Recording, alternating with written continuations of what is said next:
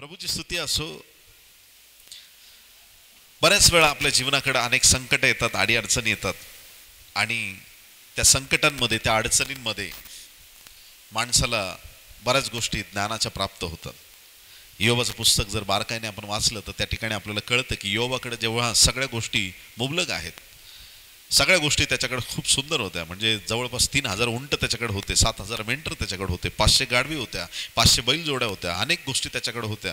पुत्र कन्या आहेत, परिवार आहे, सगळ्या गोष्टी सुंदर आहेत, महाल आहे, सगळ्या गोष्टी आहेत त्याच्याकडं. आणि तो कालखंड, एक त्याच्याकडे समृद्धीचा कालखंड असताना त्या वेळेमध्ये योबाच्या जीवनामध्ये फक्त योब देवाला समर्पण देतोय, मेजवान्या चालू आहेत, लेकरं आनंद करतायत आणि सगळं आनंदी वातावरण आहे. परंतु ज्यावेळेस योबाचं सर्वस्व नष्ट करायला सुरुवात झाली आणि सैतानाने मागून घेतलं देवबापाकडून आणि योबाच्या जीवनामध्ये संकटांना सुरुवात झाली. योबाचे लेकरं मरण पावतात, योबाचे उंट घेऊन जातात कोणी लोक, त्याची जी प्रॉपर्टी होती, त्याची मेंढरं शेरडं जे काही त्याच्याकडे होतं त्याचं सगळं अस्तित्व कमी व्हायला सुरुवात होते. आणि मग योबाला संपूर्ण अंगावरती मोठमोठे गळवांचे फोड यायला लागतात. योबाच्या दुःखामध्ये मग योब बोलायला सुरुवात करतो. त्याचे मित्र बिल्दद, शूई, अलिफस, तेमानी आणि सोफर नामाती हे 3 मित्र त्याच्याकडे येतात आणि ते 3 मित्र त्याच्याशी संवाद साधू लागतात आणि योब त्यांच्या प्रश्नांची उत्तरं देतो, देवाशी बोलतो आणि त्याच्या बोलण्यामध्ये फार अफाट असं ज्ञान त्याच्या शब्दामध्ये पाहायला मिळतं. त्या दुःखात, त्या संकटामध्ये योबाने स्थिरता दाखवली आणि कुठल्याही प्रकारे शब्दाने किंवा कुठल्याही प्रकारे वागण्याने योबाने पाप केलं नाही, देवाला दोष दिलेला नाही. समस्या येतात आणि समस्या जातात, पण देवाचं नाव आमच्या जीवनामध्ये निरंतर टिकून राहणं गरजेचं आहे. प्रत्येक परिस्थितीमध्ये, आमच्या अडी अडचणीमध्ये, आमच्या दुःखामध्ये आम्ही कसं वागतो हे परमेश्वर आमच्याकडे पाहत असतो. ज्यावेळेस लहान लेकरांना तुम्ही एखादी गोष्ट गिफ्ट देता, त्यांना काही वस्तू देता, त्यावेळेस तुम्ही त्यांच्या चेहऱ्यावरचा आनंद पाहण्याचा प्रयत्न करता. त्यांच्या वाढदिवसात ज्यावेळेस कोणी त्यांना एखादं गिफ्ट आणून देतं लहान मुलांना, मग तुम्ही बघता की त्याला, मुलाला कार आवडते आणि मग आजोबांनी त्याला कारच आणून दिली गिफ्ट, मग त्याचा ते आनंद तो बघण्यात एक वेगळेपणा आपल्याला जाणवतो. तसंच आपला देवबाप स्वर्गातून पाहत असतो. याला सगळं दिल्यानंतर हा कसा वागतो आणि याचं सगळं काढून घेतल्यानंतर हा कसा वागतो. परमेश्वराची नजर आमच्यावरती असते आणि म्हणून आज या वचनाकडं आपलं लक्ष केंद्रित असताना एक गोष्ट आपण पक्की लक्षात ठेवूया. परमेश्वर असा देव आहे की तो तुमच्या सर्व समस्यांचा शेवट करणारा परमेश्वर आहे. अडचणी कितीही मोठ्या असल्या त्या देवापेक्षा मोठ्या होऊ शकत नाहीत. आणि परमेश्वर सगळ्या संकटांना, सगळ्या अरिष्टांना, सगळ्या समस्यांना नाश करणारा देव आहे. संकट येतील तुम्हाला संपवण्यासाठी, पण लक्षात ठेवा, ज्या देवाची तुम्ही सेवा करता तो तुम्हाला नष्ट होऊ देणार नाही. ज्या देवाचं तुम्ही काम करत आहात, तो काम ज्या परमेश्वरासाठी तुम्ही करत आहात, त्या परमेश्वराची नजर तुमच्याकडे लागलेली आहे. तो देव तुम्हाला पाहत आहे. कोणी पाहो अगर न पाहो, तुमच्या संकटाच्या दिवशी कोणी तुमच्या मदतीला येवो अगर न येवो, पण लक्षात ठेवा, सगळे जातील पण प्रभू तुम्हाला सोडून जाणार नाही. आणि दिनी प्रतिदिनी तो तुमचा भार वाहणारा परमेश्वर आहे. येशू जीवन आहे. प्रियांनो, शेजारच्याला सांगा, येशू जीवन आहे. योहान 1 अध्याय 1 ते 4 वचन आपण वाचणार. योहान 1 ते 4 वचन. John chapter 1 versus 1 to 4. प्रारंभी शब्द होता, शब्द देवासह होता आणि शब्द देव होता. तोच प्रारंभी देवासह होता. सर्व काही त्याच्याद्वारे झाले आणि जे काही झाले ते त्याच्या वाचून झाले नाही. त्याच्या ठाई जीवन होते व ते जीवन मनुष्य मात्राचा प्रकाश होते. हालेलुया. त्या शब्दाच्या ठाई, जो प्रारंभीचा शब्द आहे, जो शब्द देवाने उच्चारला आहे, देव शब्द बोलला, आकाश, पृथ्वी आणि पृथ्वीवर असणाऱ्या प्रत्येक गोष्टी अस्तित्वात आल्या. देव शब्द बोलत होता. आणि बायबल सांगतो जो प्रारंभीचा शब्द आहे, तो शब्द, देवाचा शब्द, प्रारंभीचा शब्द, या शब्दाच्या ठाई जीवन आहे. प्रियांनो, हालेलुया. आणि तो शब्द देहधारी झाला. योहान 1:14 मध्ये लिहिल्याप्रमाणे, म्हणजे याचा अर्थ आपल्याला कळतो, तो प्रारंभीचा शब्द दुसरा तिसरा कोणी नाही, तो साक्षात येशू ख्रिस्त आहे. येशूच्या ठाई ते जीवन देव बापाने आपल्याला दिलेलं आहे. योहान याचा 14वा अध्याय आणि 6वं वचन, जॉन चॅप्टर 14 वर्स 6, योहान 14:6, येशूने त्याला म्हटले, मार्ग सत्य व जीवन मी पण आहे, नाही मी थोडाफार आहे असं नाही. तिथं शब्द वापरलाय, मार्ग सत्य व जीवन मीच आहे. च लावलंय. च या शब्दाचा अर्थ माझ्याशिवाय दुसरा कोणी नाही. मीच मार्ग, मीच सत्य, मीच जीवन आहे. माझ्याद्वारे आल्या वाचून पित्याकडे कोणी येत नाही. मीच मार्ग सत्य जीवन आहे. ते जीवन देवाच्या प्रिय लोकांना येशू ख्रिस्ताच्या ठाई आहे. येशू ख्रिस्त स्वर्ग सोडून जगामध्ये आला तुमच्या आणि माझ्यासाठी. त्याने तुमच्या आणि माझ्यामध्ये वस्ती केली. 33.5 वर्ष तो प्रभू आमच्या सानिध्य राहिला आणि त्याने त्याचं जीवन तुम्हाला आणि मला देण्यासाठी विशेष योजना केली. योहान 11वा अध्याय आणि 25वा वचन, एक आशेचं वचन देवाने त्या बेथानी मधील बहिणीला दिलेलं आहे. येशूने तिला काय म्हटलं, त्या मार्थेला, योहान 11:25 मध्ये येशूने तिला म्हटले, पुनरुत्थान व जीवन मीच आहे. जो माझ्यावर विश्वास ठेवतो तो मेला असला तरी जगेल. पहिले योहान 5वा अध्याय आणि 12वं वचन, पहिले योहान 5:12, ज्याला पुत्र लाभला आहे त्याला जीवन लाभले आहे. ज्याला देवाचा पुत्र लाभला नाही त्याला जीवन लाभले नाही. आमेन. आता ही सगळी आपण वचन वाचली. योहान 1 मधून, योहान 14, योहान 11 आणि पहिले योहान 5वा अध्यायामधून. या सर्व वचनांमध्ये एक गोष्ट पक्की आहे, येशू ख्रिस्त जीवन आहे. हालेलुया. म्हणा, येशू ख्रिस्त जीवन आहे. आता जर येशूला तुम्ही जीवन म्हणता, तुम्हाला मरणाची भीती राहिली का? अजिबात राहिली नाही. कारण तुम्हाला हे कळालंय, मी मरायला लागलो तरी माझा येशू जीवन आहे, तो मला उठवणार आहे. हालेलुया. तुम्हाला कोणाची भीती राहणार नाही, कारण की देवाने ते जीवन ख्रिस्ताच्या ठाई तुम्हाला आणि मला दिलेलं आहे. येशू जीवन आहे. त्याच्या जीवनाचं सामर्थ्य त्या देवाने तुमच्या आणि माझ्यासाठी ओतलेलं आहे. आज जगामध्ये कुठं पण बघा, सगळीकडे मरण आहे. जगात कुठल्याही दिशेने तुम्ही नजर लावा, जिथं तुम्ही जाल तिथं सगळीकडे तुम्हाला मरणच मरण दिसेल. लोक चालताना रस्त्यावरती मारतात, कोणी भीतीने मारतात, कोणी आजाराने मारतात, कोणी ऍक्सिडेंटने मारतात, कोणी कशामध्ये, कुठेही जा तुम्हाला जगात सगळीकडे मरण दिसेल. पण ज्याने ख्रिस्ताबरोबर आपलं जीवन व्यतीत करायचं ठरवलंय, ज्याच्या बरोबर परमेश्वर आहे, त्या माणसाला मरण स्पर्श करू शकत नाही. हालेलुया. जे जीवन ख्रिस्ताच्या ठाई आहे ते जीवन देवाने तुम्हाला आणि मला दिलेलं आहे. बोला येशू मसीह की. लूक याचा 7वा अध्याय 11 ते 17 वचनांकडे आपलं लक्ष केंद्रित करणार आहोत. लूक याचा 7वा अध्याय 11 ते 17 वचन. या ठिकाणी प्रभूचं वचन सांगतं, 11वं वचन, नंतर लवकरच असे झाले की तो नाईन नावाच्या गावास गेला. तो म्हणजे कोण? येशू ख्रिस्त. जसं आपल्या शहराचं नाव जालना आहे, तसं एक गाव होतं आणि त्या गावाचं नाव होतं नाईन. आता नाईन म्हणजे इंग्लिश मध्ये 9 आकडा आहे की नाही. नाईनचे बरेच अर्थ आहेत, पण या ठिकाणी गावाचं नाव आहे नाईन. आणि ह्या नाईन गावामध्ये येशू ख्रिस्त त्या ठिकाणी चाललेला आहे. विशेष गोष्ट आहे. आता ज्यावेळेस येशू चाललाय, पुढं वचन सांगतं, आणि त्याचे शिष्य व मोठा लोकसमुदाय त्याच्या बरोबर गेला. नुसते शिष्य नव्हते, येशू ख्रिस्त त्यांच्यामध्ये आहे. 12 शिष्य आहेत आणि त्या ठिकाणी बायबल सांगतं की मोठा लोकसमुदाय त्याच्या बरोबर गेला. थोडे लोक नव्हते, मोठा लोकसमुदाय. सगळ्यांनी म्हणा, मोठा लोकसमुदाय. येशू ख्रिस्त कधीच लोकांना विनंती करत नव्हता, चला गर्दी करा, या इकडं. नाही, येशूकडे असा अभिषेक होता की येशू उभा राहिला की गर्दी ऑटोमॅटिक व्हायची. हालेलुया. येशू ख्रिस्त कधी शिष्यांना सांगायचं, तुम्ही इकडे थांबा, मी जरा अरण्यात जातो प्रार्थनेला. पण लोकांना कळलं तो जंगलात गेलाय, लोक तिथं पण त्याच्या मागे यायचे. हालेलुया. ज्याच्यावर अभिषेक आहे, त्याच्या मागे लोक येतात प्रियांनो. हालेलुया.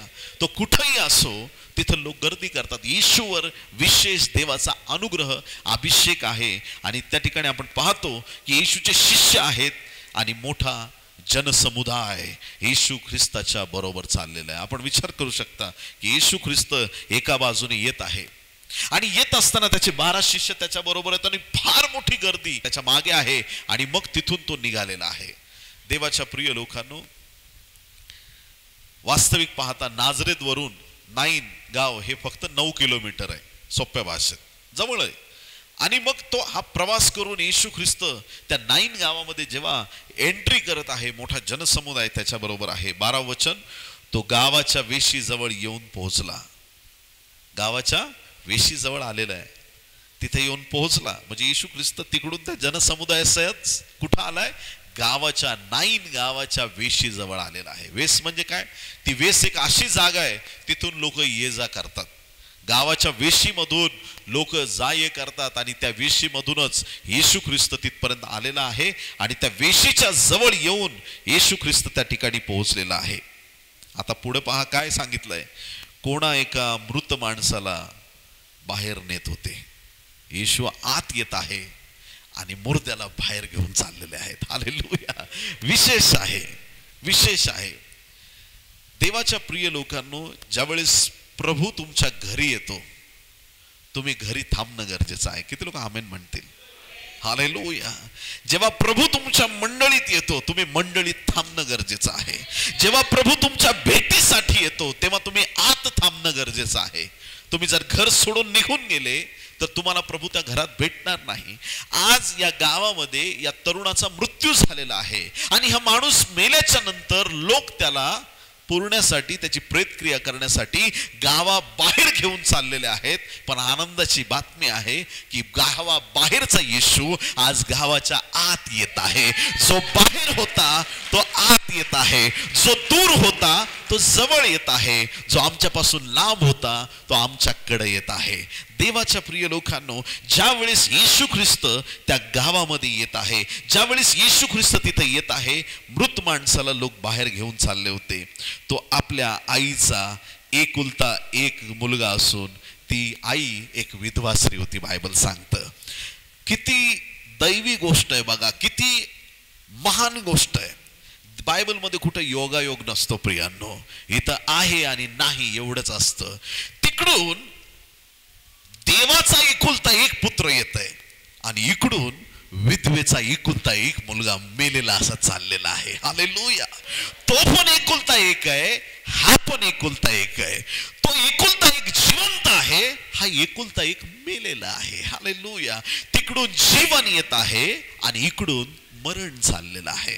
देवाच्या प्रिय लोकांनो, या विधवेचा एकुलता एक मुलगा चाललेला आहे. आता त्या विधवेला, तिला तर नवरा नाही म्हणून तर विधवा सांगितलंय आणि तिला तर अजून कोणी लेकरं नाहीत म्हणून तर सांगितलं. तिला एकुलता एक मुलगा होता आणि तो मुलगा पण मरण पावलेला आहे. आता ही विधवा त्या ठिकाणी त्या लेकराला घेऊन चालली. पण पुढे बायबल सांगतं की त्या गावचे पुष्कळ लोक तिच्या बरोबर होते. किती लोक होते? सगळ्यांनी म्हणा, पुष्कळ लोक. बघा विशेष आहे की नाही. तिकडून येशू येतोय, येशू बरोबर शिष्य पण आहेत आणि तिकडं पण पुष्कळ लोक आहेत. इकडून मेलेलं माहित आहे, आई तर आहे बरोबर, पण त्याच्या बरोबर पण पुष्कळ लोक आहेत. इकडून पण पुष्कळ लोक आहेत, तिकडून पण पुष्कळ लोक आहेत. हालेलुया. तिकडून पण मोठा समुदाय आहे, इकडून पण मोठा समुदाय आहे आणि हे एक समुदाय तिकडून आनंद करत येत आहे. कारण आनंद कसा करतायत? ज्याच्याकडे येशू आहे तो आनंदच करणार आहे. हालेलुया. ज्याच्या जवळ येशू आहे चिन्ह चमत्कार घडतायत, अद्भुत गोष्टी घडतायत आणि तिकडून ते आनंद करत चाललेले आहेत. तिकडून येणारे हसत येत आहेत, इकडून बाहेर जाणारे रडत चाललेले आहेत. आणि अशा परिस्थितीमध्ये देवाच्या लोकांनो, या नाईन गावचा विधवेचा तो मुलगा मरण पावलेला आहे आणि त्या ठिकाणी खूप लोक त्यांच्या बरोबर आहेत. आता ही जी विधवा आहे, ज्या वेळेस तिचं लग्न झालं असेल, आता हे माझं इंटरप्रिटेशन आहे, हे काय इथं लिहिलं नाही पण विचार करू शकतो आपण काय असू शकतं. ज्या वेळेस तिचं लग्न झालं असेल, तिचे पण काही स्वप्न असतील. माझं घर असेल, माझा संसार असेल, माझा पती असेल, माझे लेकरं असतील, माझं घरदार असेल, माझं आनंदी जीवन असेल. पण अचानक तिच्या जीवनात संकटांना सुरुवात होते. आशीर्वाद येतात, तिचं लग्न होतं, तिला मुलगा होतो, सगळं चांगलं आहे. पण अचानक जीवनामध्ये संकट यायला सुरुवात होते. तिचा नवरा एक दिवशी मरण पावतो. आता विधवा झाल्याच्या नंतर त्या मातेला वाटतंय मी तरी जगून काय करू. पण ती विचार करते माझा नवरा मेलाय, पण माझ्या मुलासाठी मला जगावं लागेल. हालेलुया. मला माझ्या मुलासाठी जगावं लागेल. या मुलाच्या रक्षणासाठी, त्या मुलाला चांगलं शिक्षण देण्यासाठी, त्या मुलाला लहानसं मोठं करण्यासाठी, त्या मुलासाठी मला जगणं गरजेचं आहे. त्या विधवेने त्या लेकराला चांगल्या रीतीने वाढवण्याचा नक्कीच प्रयत्न केला असेल. तिची सगळी आशा त्या मुलावरती आहे. आई बाप म्हातारे होतात ना, त्यांना अपेक्षा असते, कशाची नाही, फक्त प्रेमाची अपेक्षा असते की माझी लेकरं माझ्याकडं म्हातारपणी जरा लक्ष देतील. जेव्हा माझी लेकरं तानी बाळ होती तेव्हा माझ्या लेकरांना आम्ही लहानसं मोठं केलं. त्यांना बोलता येत नव्हतं, त्यांना बोलायला शिकवलं, त्यांचं शिक्षण केले, त्यांचे लग्न केले, त्यांचं जीवन चांगलं घडवलं. आज आता आम्ही थकलो आहोत. अपेक्षा चुकीची आई वडिलांची. आई बाप लेकरांकडून काय अपेक्षा करतात? त्यांची हीच अपेक्षा आहे की आमच्या वृद्ध काळामध्ये आमच्या लेकरांनी आम्हाला साथ दिली पाहिजे. आमचं शरीर वृद्ध झालंय, पण लक्षात ठेवा आई बाप म्हातारे होतात पण त्यांचं प्रेम कधी म्हातारं होत नाही प्रियांनो. त्यांचं प्रेम नेहमी तसंच असतं. त्यांचं प्रेम नेहमी चांगल्या रीतीचं असतं प्रियांनो. आणि म्हणून आपल्या आई वडिलांची अपेक्षा आपण पूर्ण करायची. किती लोक आमेन म्हणणार आहेत? कोणाचं ऐकून आई बापाला सोडू नका. हालेलुया. आईची काय अपेक्षा असेल? ही म्हातारी झालेली आई, तिची एक अपेक्षा असेल की माझ्या वृद्ध काळामध्ये, माझ्या म्हातारपणामध्ये माझा मुलगा मला सांभाळेल. हीच अपेक्षा मरियेने येशूकडून केली असेल. पण 33.5 वर्षाचा येशू क्रुसावर जेव्हा खेळला होता त्यावेळेस त्याला माहित होतं की आता माझी जबाबदारी जगातली सेवेचं कार्य वधस्तंभावर, आता माझी जबाबदारी इथं पूर्ण होत आहे. म्हणून तो म्हणतो पूर्ण झाले. पण इथून पुढे आईला कोण सांभाळणार? म्हणून तिसऱ्या शब्दात तो म्हटला, बाई पहा तुझा पुत्र आणि पुत्रा पहा तुझी आई. प्रभू बेजबाबदार रीतीने वागला नाही. आज या आईची अपेक्षा आहे की माझ्या म्हातारपणात माझा मुलगा मला सांभाळणार आहे. तिची आशा सगळी त्या मुलासाठी आहे, तिचं सगळं प्रेम त्या मुलासाठी आहे. पण आज आपण पाहतो की तो मुलगा पण मरण पावला. तिची आशा माळवली पूर्ण. संपलं सगळं. आता करायचं काय? दुःखित आहे ती. अख्खं गाव बघतंय बिचारीला, आता कोणीच नाही. अख्खा गाव तिच्या मागं चाललेला आहे. पुष्कळ लोक होते, बायबल सांगतं पुष्कळ लोक. काही लोक कधीच येत नाहीत, भेटायला येत नाहीत जिवंतपणी, पण मेल्यावर खूप गर्दी करतात. माणूस जिवंत असला का भेटायला येत नाही, मेलं का सगळ्यात पहिलं जाऊन पोहोचतात. म्हणजे आनंद वाटतो त्यांना का दुःखात येतात का काय तेच कळत नाही. सख्या भावाशी बोलणार नाही, पण मेल्यानंतर मढ्याशी अशा गप्पा मारतील. दादा आपण दोघं फिरत होतो ना, आपण असं करायचो ना, तसं करायचो ना. तो मुर्दा बोलणार आहे का? मुंबईचे मुर्दे बोलत नाहीत, मला जालन्याचं माहित नाही. बोलणार आहे का मुर्दा? नाही बोलू शकत. पण काही लोक माणसं मेल्यानंतर त्यांना जास्त प्रेम वाढतं त्यांचं. जिवंतपणी एकमेकांकडे पाहत नाहीत, जिवंतपणी रुसवे फुगवे धरतात. ज्याच्या मनात राग आहे त्याला धरू द्या, पण तुम्ही कोणाची दुश्मनी घेऊ नका. किती लोक आमेन म्हणतील? माफ करून टाका सगळ्यांना आणि बिंदास बोलायचं. कोणी समोर आलं, कोणी तुम्हाला त्रास जरी दिला असला, नम्र व्हायचं आणि बोलायचं. त्याच्यात तुमचा मोठेपणा आहे. काही लोक आयुष्यभर तोंड फुगवूनच राहतात आणि मेले तरी तसेच जातात. लोक म्हणतात बरा मेला, कधी माणसाशी नीट बोलत नव्हता. काही लोकांच्या जाण्याने लोक खुश होतात. असं घडतंय कधी कधी. आमचं जीवन कसं असावं प्रियांनो? जिवंतपणी आम्हाला जीव लावता आला पाहिजे. नंतर दिखावा करून काय फायदा आहे? नंतर जगाला दाखवून काय फायदा आहे? जिवंतपणे प्रेम दाखवलं पाहिजे. अख्खा गाव आलेला आहे तिथं, त्या स्त्रीच्या दुःखात सहभागी झाला अख्खा गाव. आता त्या घरात कुणी नाही, पण तिरडी देणारे कुणी गावचे लोक उभे राहिले असतील, खांदा देणारे लोक उभे राहिले असतील, मदत करणारे लोक उभे राहिले असतील. मेल्यावर सगळे मदतीला धावून आले, पण आता काय उपयोग आहे यांच्या मदतीचा? सगळं संपल्यानंतर, सगळं गेल्यानंतर मदत करून काय फायदा आहे? आता ही अशी स्थिती आहे की आता वेशीवरती एकीकडून येशू त्याचे शिष्यां मोठा समुदाय पोहोचलाय, दुसरीकडून तिरडीवर असलेला तो मेलेला मुलगा, खांदेकरी, त्या तिरडीवर असलेल्या त्या मेलेल्या मुलाची आई आणि अख्खे गावकरी, मोठा जनसमुदाय तिथं त्या नाईन गावच्या वेशीवरती येऊन पोहोचलेला आहे. 13व्या वचनात सांगितलंय, तिला पाहून प्रभूला तिचा कळवळा आला व तो तिला म्हणाला, रडू नकोस. हालेलुया. तिला पाहून म्हणाला तो, रडू नकोस. तुमच्या अश्रू प्रभूला बघवत नाहीत. किती लोक आमेन म्हणते? हालेलुया.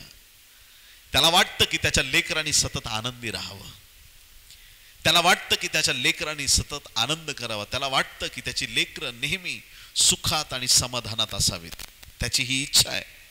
त्या स्त्रीकडे पाहिलं प्रभूने. प्रभू अंतर्यामी आहे, प्रभूला सगळं कळतं काय झालंय, कुणी सांगायची गरज नाही. प्रभूला तिचा कळवळा आला. आता कोण नाही तिला आधार,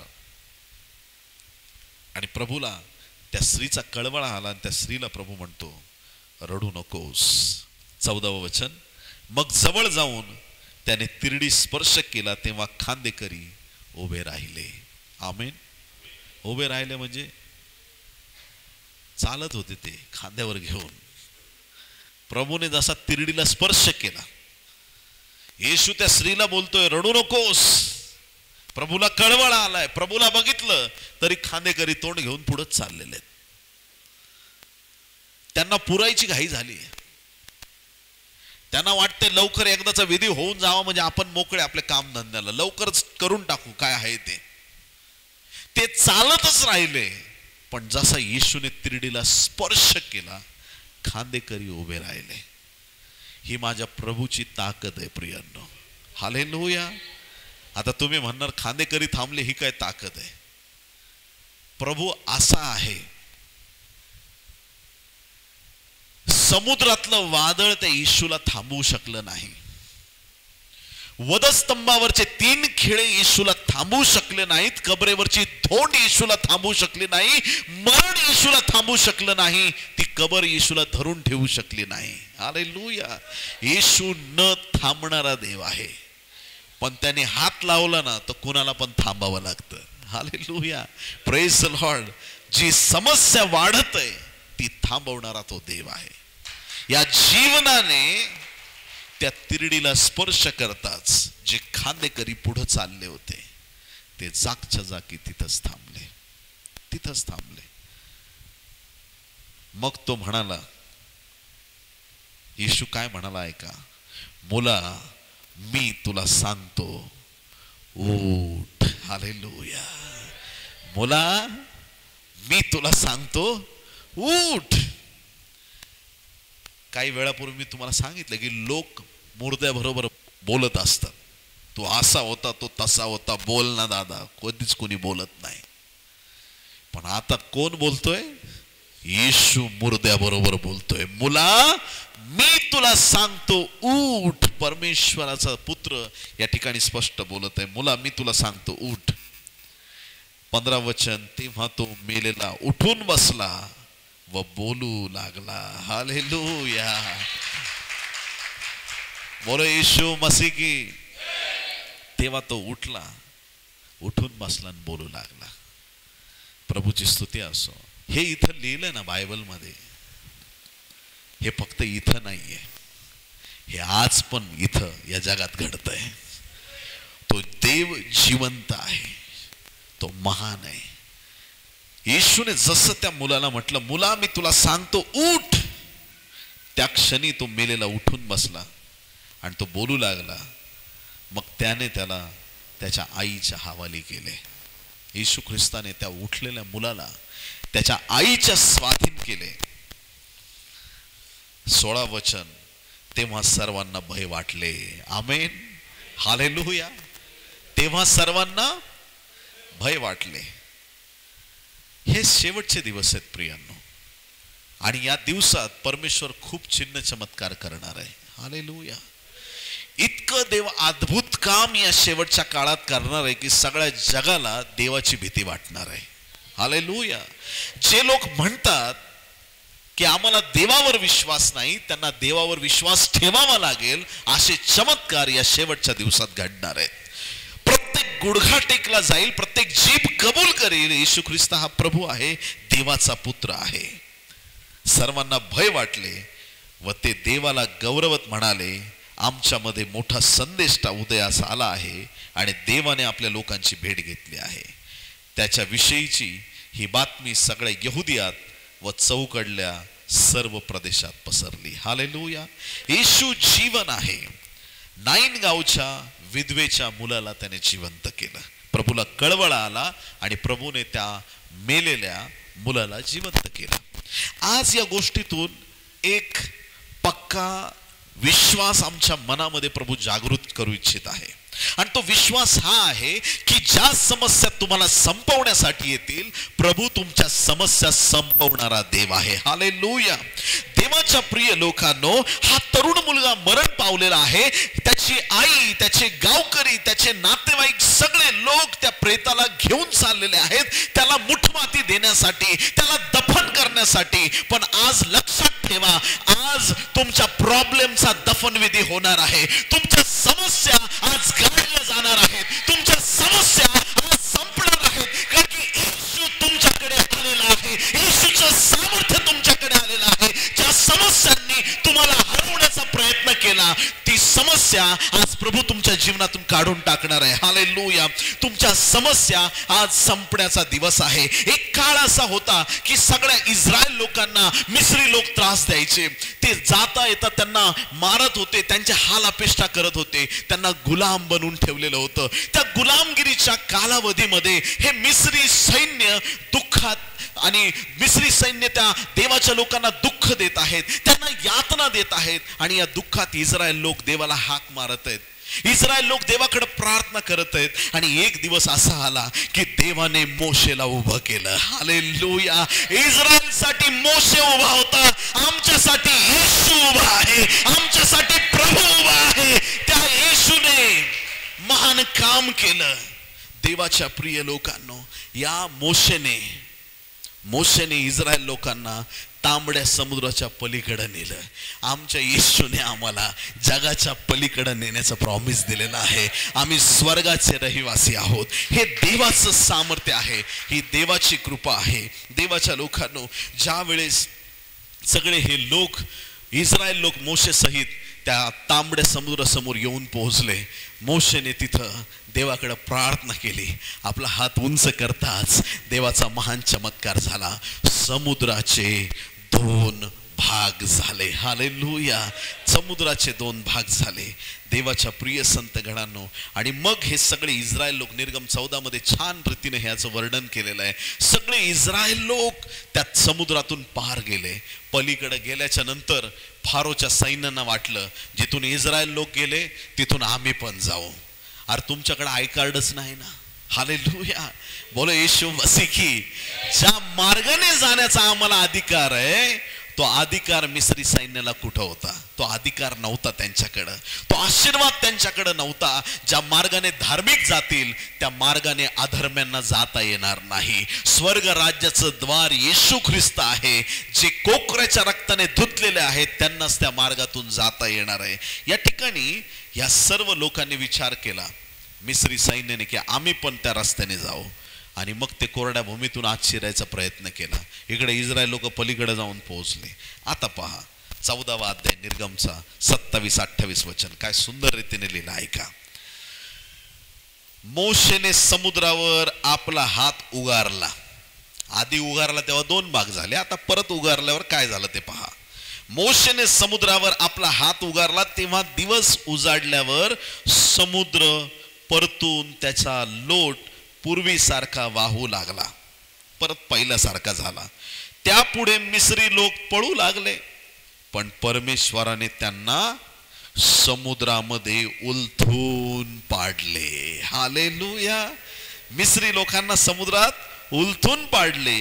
पाणी पूर्वीच्या जागेवर परत आले आणि रथ घोडे फारोची सर्व सेना, मी परत म्हणतो, रथ घोडे व फारोची सर्व सेना, मी परत सांगतो तुम्हाला, रथ घोडे आणि फारोची सर्व सेना, रथ घोडे आणि फारोची सर्व सेना. ज्या सेनेबद्दल फारोला घमंड होता ती फारोची सर्व सेना. ज्या रथ आणि घोड्यांवरती फारोला फार घमंड होता ते रथ आणि घोडे, ती फारोची सर्व सेना जी त्यांच्या पाठीस लागून समुद्रामध्ये गेली होती ती सर्व त्यात गडप झाली. त्यातला एकही वाचला नाही. हालेलुया. इस्रायलाचे वैरी तांबड्या समुद्रामध्ये गडप झाले. हालेलुया. देवाच्या प्रिय लोकांनो, तो क्षण असा होता की वैऱ्यांना परमेश्वराने संपवलं होतं. जे लोक देवाच्या लोकांच्या विरुद्ध उठले होते त्यांचा शेवट कशा प्रकारे झाला हे आपल्याला या ठिकाणी पाहायला मिळतं. देवाच्या प्रिय लोकांनो, पाण्यामध्ये ते सगळे लोक वैरी, ते फारोचे सैन्य गडप झाले. त्यांना मुठमाती पाण्यामध्ये मिळाली. प्रियांनो, ज्या वैऱ्यांना तुम्ही आज पाहत आहात, ते आजार असतील, विकार असतील, तुमची संकट असतील, ते तुम्हाला आज नंतर परत कधीच दिसणार नाही. कारण की आज तुमच्या संकटांना परमेश्वर मुठमाती देत आहे. आज तुमची संकट अशी परमेश्वर काढून टाकेल की ते तुम्हाला परत कधीच दिसणार नाहीत. पुढं जर तुम्ही वचन वाचत गेलात या 14व्या अध्यायात तर तुम्हाला कळेल की त्या दिवसानंतर इस्रायल लोकांनी मिस्री सैन्य कधीच त्यांच्या आयुष्यात पाहिलं नाही. तो शेवटचा क्षण, शेवटचा दिवस होता. आज नंतर तुमचे आजार, दुःख, यातना तुम्ही शोधाल पण ते तुम्हाला सापडणार नाही. आज प्रभूने त्या सर्व गोष्टी रद्द करायचं ठरवलेलं आहे. आशा नष्ट करायचं ठरवलेलं आहे. आज नंतर तुम्ही म्हणाल की मी पूर्वी गरीब होतो पण परत गरिबी माझ्याकडे कधी आली नाही. हालेलुया. पूर्वी मी कर्जात होतो पण मी कधी आता इथून पुढे कर्ज घेणारा नाही तर मी देणारा बनणार आहे. इथून पुढे मी कंगाल, दीन, दरिद्री नाही तर जिवंत देवाच्या सामर्थ्याने मी धनवान आणि आशीर्वादित आहे. हालेलुया. जुन्या करारात ही सेना गुदमरून मेली आणि नवीन करारात डुकर गुदमरून मेली. हालेलुया. बघा काय कनेक्शन आहे. लूक 8व्या अध्यायात सांगितलं गरसेकराच्या प्रदेशात येशू पोहोचलाय.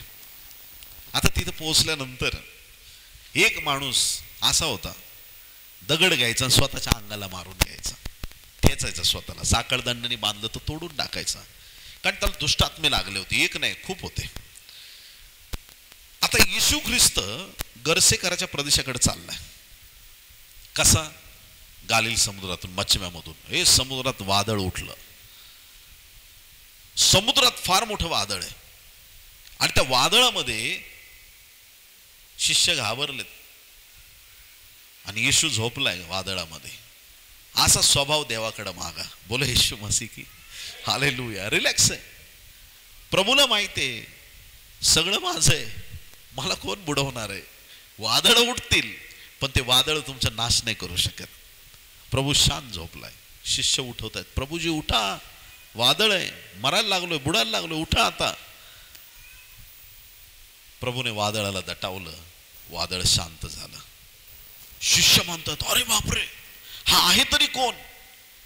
वादळ पण याचा ऐकता, हा आहे तरी कोण? येशूने उत्तर दिलं नाही, मी कोण आहे. थोड्याच वेळात येशू पलीकडे पोहोचला आणि येशू उभा आहे. दुष्ट आत्मा लागलेला माणूस तिकडून ओरडतोय, हे देवाच्या पुत्रा, तू मध्ये का पडतोस? हालेलुया. Praise the Lord. जे प्रकाशन या शिष्यांना मिळालं नव्हतं, हा आहे तरी कोण, दुष्टात्म्याने सांगून टाकलं की हा देवाचा पुत्र आहे. हालेलुया. दुष्टात्म्याच्या मुखातून त्यांना उत्तर द्यायला लावलं, त्यांना कळू दिलं की हा येशू ख्रिस्त आहे कोण. आता ते दुष्टात्मे विनंती करतायत, आम्हाला त्रास देऊ नको. आजपर्यंत दुष्टात्मे त्या व्यक्तीला त्रास देत होते पण येशूच्या नुसतं येण्याने दुष्टात्म्यांना त्रास व्हायला लागला.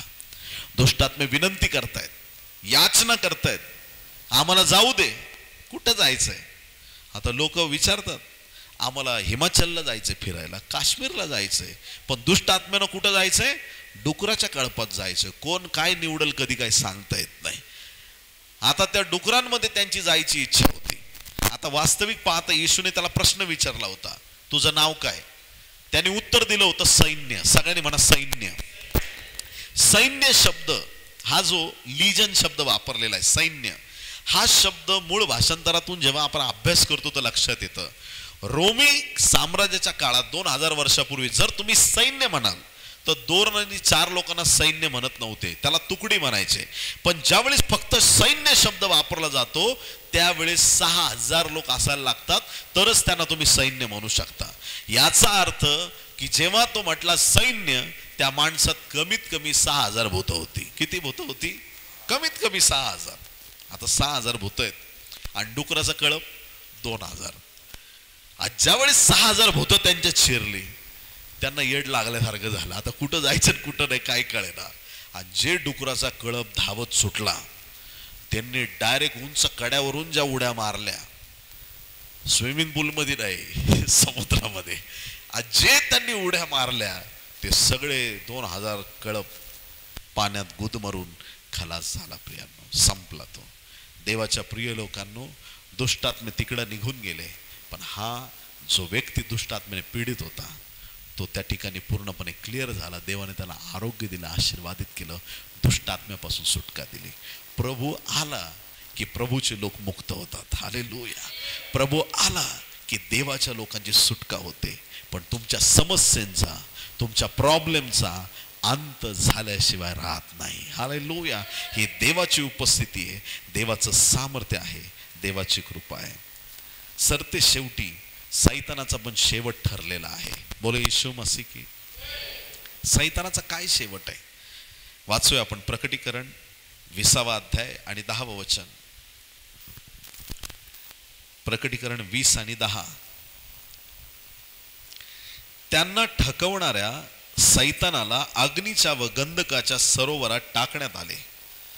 त्यात ते श्वापद व खोटा संदेष्टा आहे. तेथे त्यांना रात्रंदिवस युगानुयुग पीडा भोगावी लागेल. सैतानाचा शेवट काय झाला? वधस्तंभावर येशूने त्याचं मस्तक तर ठेचलंच, पण शेवटी त्या ठकवणाऱ्या सैतानाला देवबाप अग्नीच्या व गंधकाच्या सरोवरामध्ये फेकून देणार आहे. म्हणजे अर्थात नरकामध्ये त्याला टाकणार आहे. आणि मग तिथून त्याला कधीच बाहेर येता येणार नाही. आणि तिथं युगानयुग त्याला नरकाच्या अग्नीमध्ये जळत राहावं लागणार आहे. जो आज प्रॉब्लेम आहे त्याला पण, त्या सैतानाला पण कायमस्वरूपी नरकाच्या अग्नीमध्ये टाकण्यात येणार आहे. मग जर सैतान अग्नीमध्ये टाकला जातोय, जर त्याला तिथं फेकलं जाणार आहे, जर देवाने हे ठरवलेलं आहे, याच्यात कोणाला बदल करता येत नाही. हालेलुया. मग आज आमच्या समस्या असतील तर त्या समस्यांमध्ये आम्ही रडत नाही बसायचं. किती लोक आमेन म्हणतील? प्रॉब्लेम आला की आम्ही रडत नाही बसायचं, आपण देवाला धन्यवाद द्यायला सुरुवात करायची. समस्या आली, एखादी अडचण आली की आम्ही रडत नाही बसायचं, काय देवा प्रॉब्लेम आला आता काय करू, असं म्हणायचं नाही. उलट त्या समस्येच म्हणायचं, बरं झालं समस्या आली, आता तुला दाखवतो माझा देव कोण आहे. हालेलुया. त्या समस्येमध्ये आम्ही आनंद करायचा. सैतान प्रॉब्लेम घेऊन येणार आणि सैतानाची इच्छा आहे की तुम्ही रडावं, पण ज्या वेळेस तुम्ही रडण्याऐवजी देवाकडे प्रार्थना करता त्यावेळेस सैतानाला कळतं की ह्या व्यक्तीचा विश्वास देवावरती आहे, या व्यक्तीने आपलं जीवन देवाला दिलेलं आहे. समस्या आलेली आल्या पाऊली निघून जाईल आणि त्या समस्येचा शेवट होईल. प्रियांनो, तुमचा शेवट तुमच्या समस्यांमध्ये होऊ शकणार नाही. हालेलुया. आडी अडचणी येतील, संकट येतील, दुःख येतील, पण त्याच्या पलीकडे परमेश्वराचा पवित्र हात ज्यावेळेस आपल्या जीवनावरती आहे त्यावेळेस सर्व समस्यांचा शेवट झाल्याशिवाय राहणार नाही. हालेलुया.